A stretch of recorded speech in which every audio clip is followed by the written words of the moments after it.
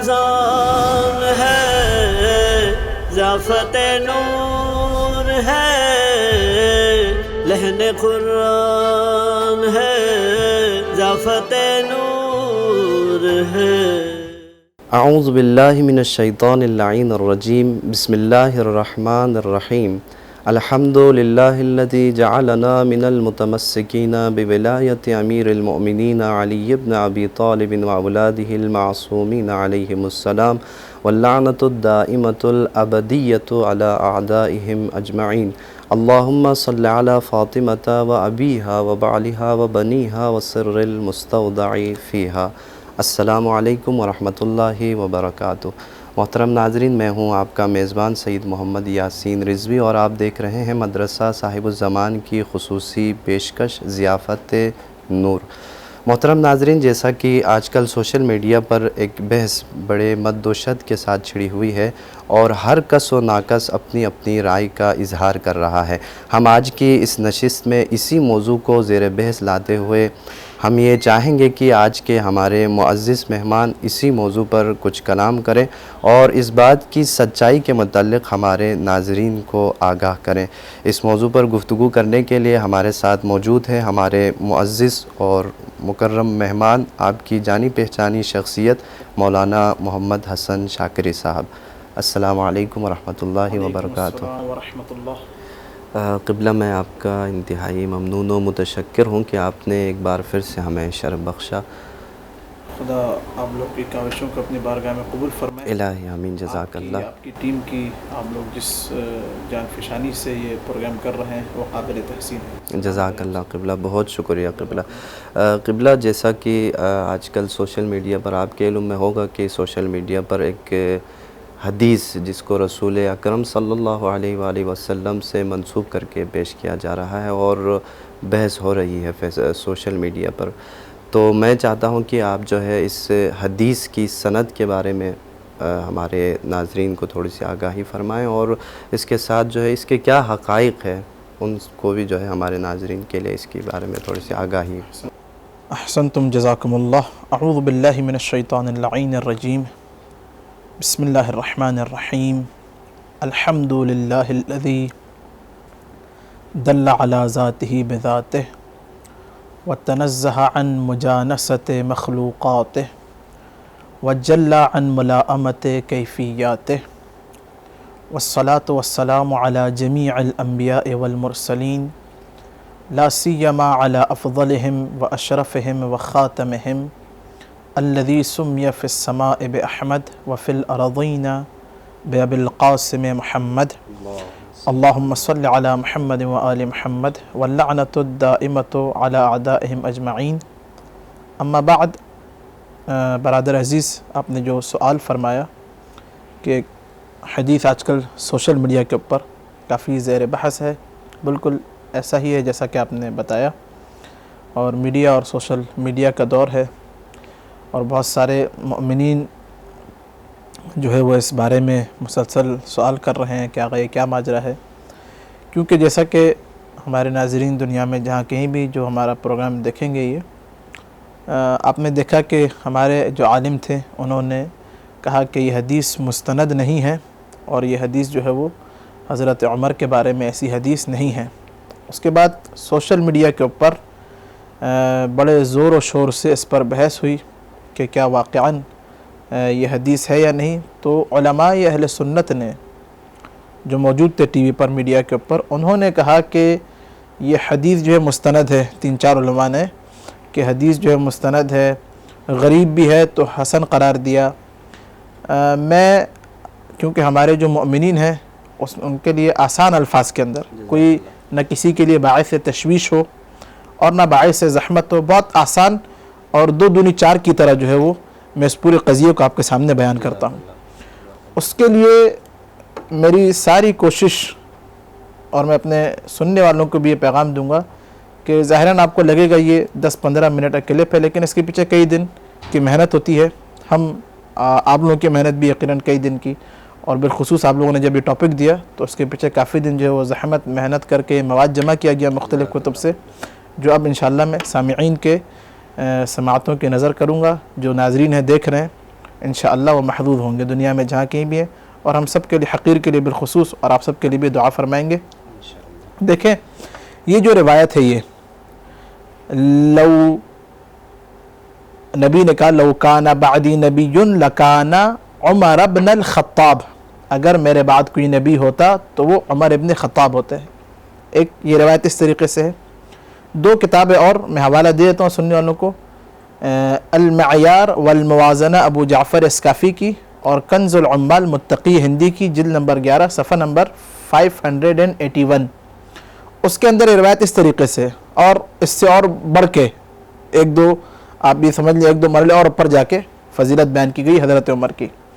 لو لم ابعث فیکم لبعث عمر، اگر مجھ محمد مصطفیٰ کو مبعوث نہ کیا جاتا تو عمر کو مبعوث کیا جاتا۔ یہ روایت اس طریقے سے بھی موجود ہے۔ اور دوسرے یہی الفاظ، لو کان بعدی نبی، اگر میرے بعد کوئی نبی ہوتا تو وہ لکان عمر بن الخطاب، عمر ابن خطاب ہوتے۔ وہ بات واضح ہے انشاءاللہ اس دو طریقوں سے۔ اچھا، اب میں بہت آسان کر کے، زیادہ میں حدیث کی جو اقسام ہے وہ، کیونکہ عوام الناس ہمیں سن رہی ہے، دیکھ رہی ہے، اور وہ جو ایک تشویش ہے، جو ایک آتش ہے سب کے سینوں میں مومنین کے، کہ یہ حقیقت کیا ہے وہ جاننا چاہ رہے ہیں۔ وہاں سے ایک طرف علماء کا شور ہے کہ مستند ہے، ہمارے عالم نے آ کے کہہ دیا کہ نہیں کوئی مستند حدیث نہیں تھی، تو حقیقت کیا ہے؟ حقیقت ہم علماء اہل سنت کی کتب میں دیکھتے ہیں کہ حقیقت کیا ہے۔ اس روایت کو حاکم نشاپوری نے نقل کیا، ہیثمی نے نقل کیا، طبرانی نے نقل کیا، ابن عبد البر نے نقل کیا، عجلونی نے نقل کیا، صالحی شامی نے، سب نے اپنی مستند کتابوں میں نقل کیا اس روایت کو۔ اب میں جو پورا روایت کا سلسلہ سند ہے، سب کے اندر یہ سلسلہ سند موجود ہے۔ یہ جتنی کتب میں نے نام لی یہاں پہ، حاکم نشاپوری نے مستدرک کے اندر، ہیثمی نے مجمع الزوائد کے اندر، طبرانی نے معجم الکبیر کے اندر، ابن عبد البر نے الاستیعاب کے اندر، عجلونی نے کشف الخطا کے اندر، صالحی شامی نے سبل الہدی والرشاد کے اندر یہ روایت نقل کی کہ لو کان بعدی نبی، اگر میرے بعد کوئی نبی ہوتا تو وہ کون ہوتا؟ وہ حضرت عمر ہوتے۔ اب آئیے میں جو سلسلہ سند پہلے پڑھ لیتا ہوں کہ سند کیا ہے اس روایت کی۔ بہت غور و سماعت فرمائیے گا کہ دیکھیں یہ کیا، یعنی کہ عجیب، بعض اوقات میں خود حیرت، انتہائی حیرت ہوتی ہے کہ کیا مسلمان ایسے حضرات سے بھی روایت نقل کر رہے ہیں، یعنی کہ جو ان کے پاس، ہمارے پاس نہیں۔ میں جو ساری گفتگو ہے علماء اہل سنت کی معتبر کتابوں کے حوالے دے کے میں انشاءاللہ گفتگو کو شروع کر رہا ہوں۔ بھی روایت کا سلسلہ سند آپ سنیے۔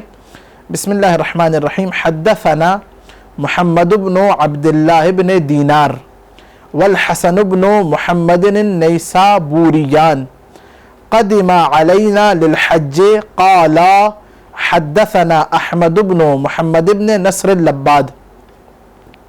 یہ جو روایت ہے جہاں سے میں نقل کر رہا ہوں، اس کتاب کا نام ہے شرح مذاہب اہل السنہ ومعرفت شرائع الدین والتمسک بالسنن، ابن شاہین کی کتاب ہے، جلد نمبر 1 صفحہ نمبر 198۔ اسی طریقے سے تقریباً سب نے، ہیثمی نے، متقی ہندی نے، ابن عبد البر نے، سب نے اسی طریقے سے اس روایت کو نقل فرمایا ہے کہ محمد ابن عبداللہ ابن زیاد حدیث کر رہے ہیں، حدیث کو نقل کر رہے ہیں، اور کون؟ اور حسن ابن محمد، جو دونوں نشاپور کے ہیں۔ قدم علینا للحج، ابن شاہین کہتے ہیں کہ یہ حج کے لیے آئی ہے۔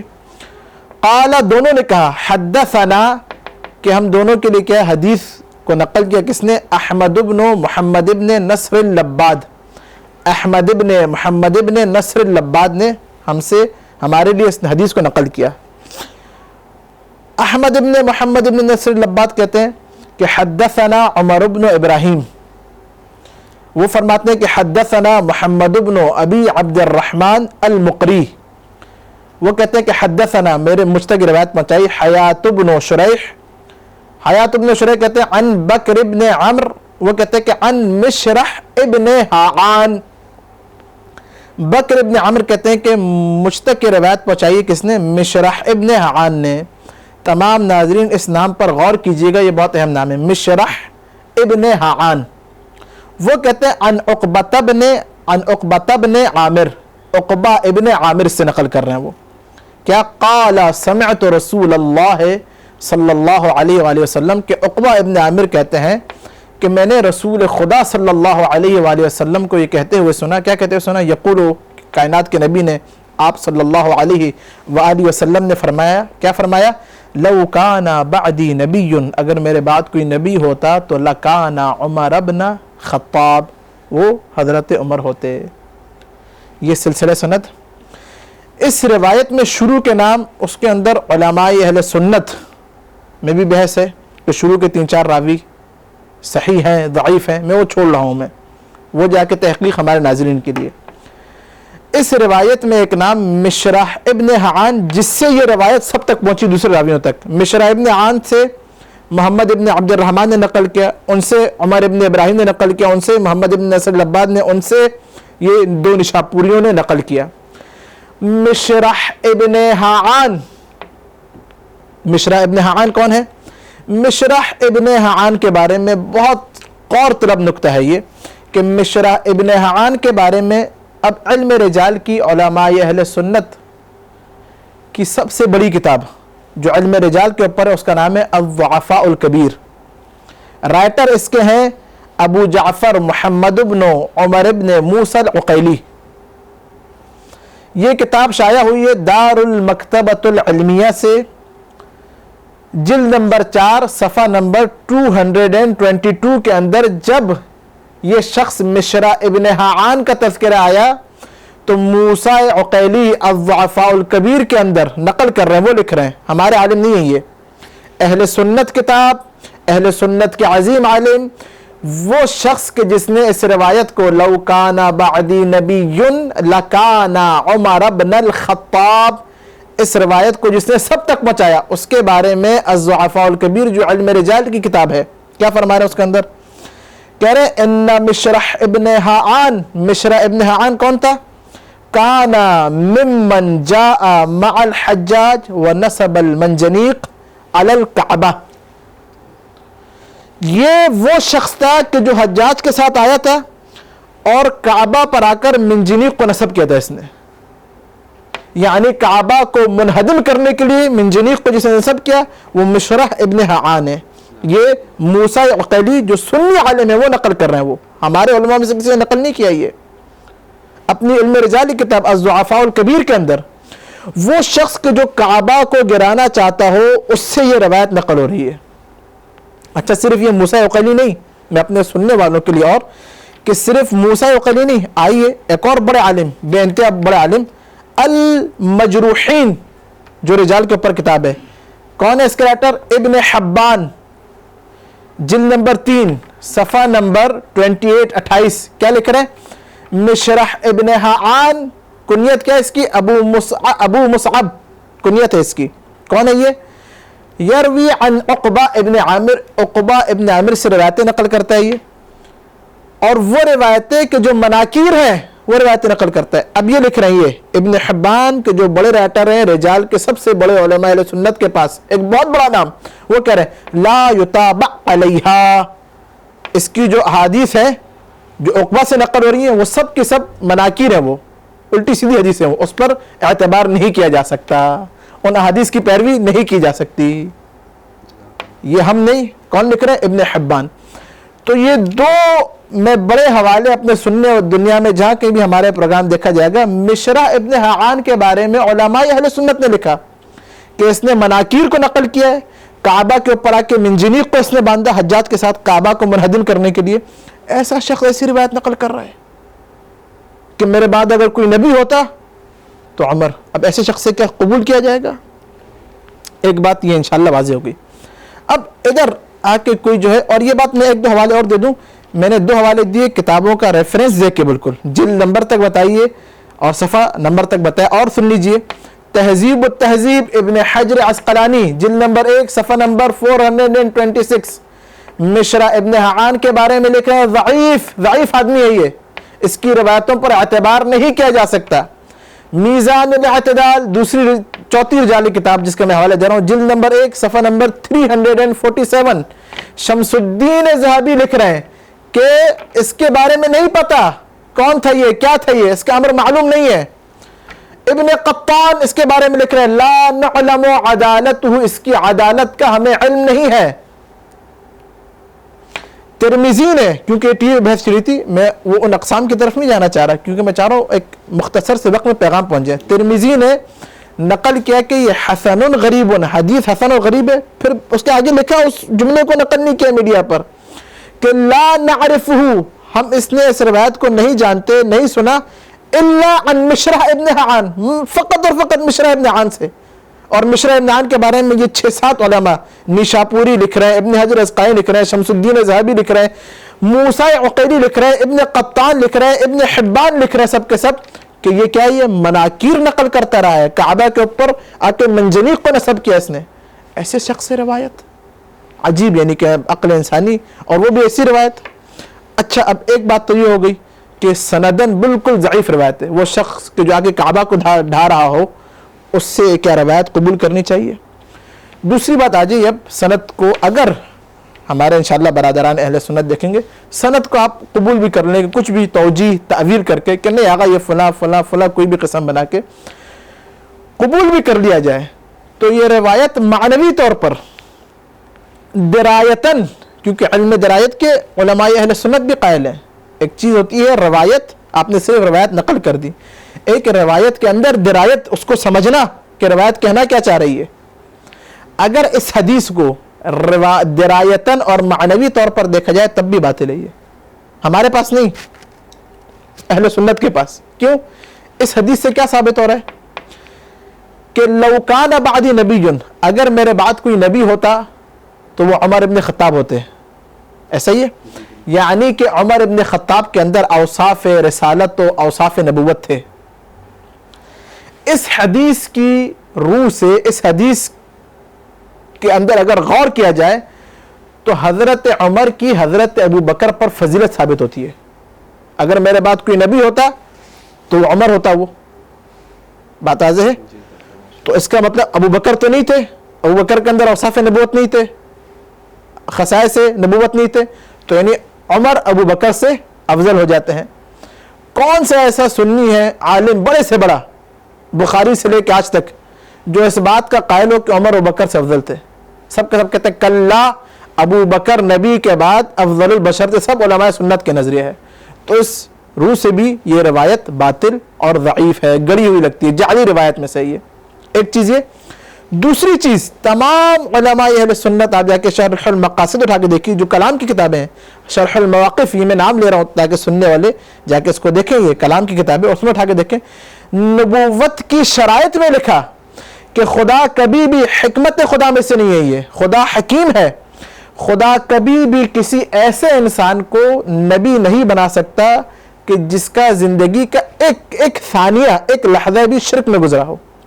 حضرت عمر کے بارے میں آپ نے بھی پڑھا، سب نے، بچوں کے بات پتہ ہے سنی شیعہ، کہ حضرت عمر اسلام کب لے کر آئے تھے؟ بعد نے لکھا 40 سال میں، بعد نے لکھا 30 سال میں. الغرض جو بھی ہے، یہ بات متفق علیہ ہے کہ حضرت عمر آدھی زندگی شرک میں گزری ان کی. 40 مرد 40 عورتیں اسلام لا چکی تھی، اس کے بعد حضرت عمر اسلام لے کر آئے. تو کیسے ہو سکتا ہے خدا کسی ایسے انسان کو نبی بنائے کہ جس کی زندگی کا آدھا حصہ شرک میں گزرا ہو، کفر میں گزرا ہو؟ تو دلالتاً بھی یہ روایت بالکل ایک ضعیف اور گڑی ہوئی روایت لگتی ہے. سندن بھی ضعیف ہے، دلالتاً اور دلالتاً درایتاً معنویاً، ہر حوالے سے ضعیف ترین روایت ہے یہ. اس کو آ کے مجھے بہت افسوس ہوتا ہے، اور واقعاً انصاف کی میں یہ دعوت دیتا ہوں ان تمام اپنے برادران اہل سنت کو کہ انصاف کی عینک لگائیے. خدا را ایسی حدیثوں کو مت پڑھیے، ایسی حدیث کو مت پھیلائیے جس کی سلسلہ سند میں ایسا انسان موجود ہو کہ جس نے آ کے کعبہ کو منہدم کرنے کی کوشش کی ہو. خدا آپ کو سلامت رکھے.